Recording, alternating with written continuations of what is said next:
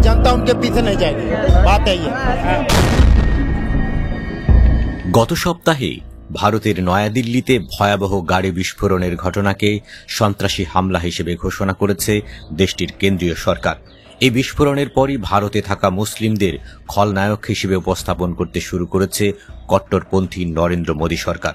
গত সোমবার নয়াদিল্লিতে মুঘল আমলের ঐতিহাসিক স্থাপনা লালকেল্লার কাছে বিস্ফোরিত হওয়া গাড়িটি উমর উন নবী নামের এক মুসলিম ডাক্তার চালাচ্ছিলেন বলে দাবি করেছে তারা।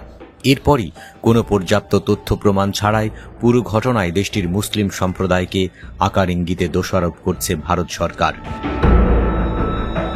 ফলে দিল্লির বিস্ফোরণ বিষয়ক সংবাদগুলো ইসলাম বিদ্বেষ ও কাশ্মীর বিরোধী মনোভাব প্রকাশ করতে শুরু করেছে ভারতের অনেক মূলধারার সংবাদ মাধ্যম। এমনকি মুসলিম অধ্যুষিত কাশ্মীরে মুসলমানদের ব্যাপক হারে ধরপাকড় শুরু করেছে দেশটির পুলিশ। ভারতীয় পুলিশের দাবি, দিল্লিতে গাড়ি বিস্ফোরণের সঙ্গে যুক্ত থাকতে পারে পাকিস্তান ভিত্তিক নিষিদ্ধ সশস্ত্র গোষ্ঠী জঈশ-ই মোহাম্মদ। এই গোষ্ঠীর সঙ্গে যোগাযোগ রয়েছে সন্দেহে কাশ্মীর থেকে বেশ কয়েকজনকে আটক করেছে ভারতীয় পুলিশ। আটকদের মধ্যে দক্ষিণ কাশ্মীরের শোপিয়ান জেলার এক ইসলামী চিন্তাবিদও রয়েছেন। আটক 24 বছর বয়সী ইসলামী চিন্তাবিদের নাম ইরফান আহমেদ। তিনি শ্রীনগরের একটি স্থানীয় মসজিদের পেশ ইমাম।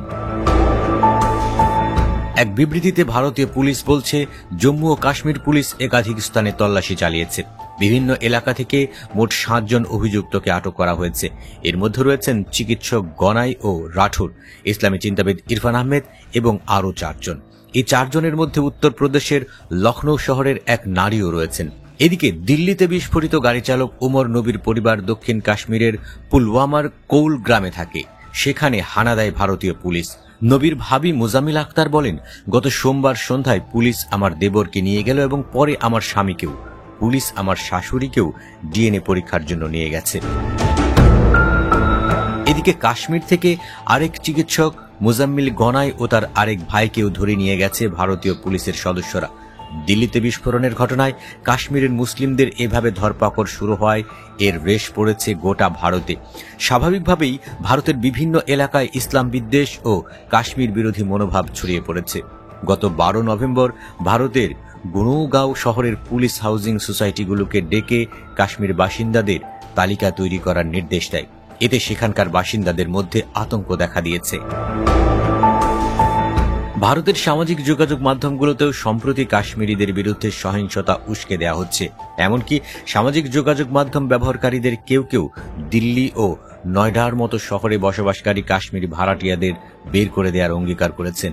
এই পরিস্থিতিতে বেশ বেকায়দায় পড়েছে ভারতের বিভিন্ন অঞ্চলে পড়াশোনা করা প্রায় 1.5 লাখ কাশ্মীরি শিক্ষার্থী। যথেষ্ট নিরাপত্তাহীনতায় ভুগতে শুরু করেছে তারা। নয়াদিল্লির বিস্ফোরণের পর কাশ্মীর ও সশস্ত্র গোষ্ঠী মোকাবেলায় ভারত সরকারের এমন নীতি নিয়ে প্রশ্ন তুলেছেন বিশেষজ্ঞরা।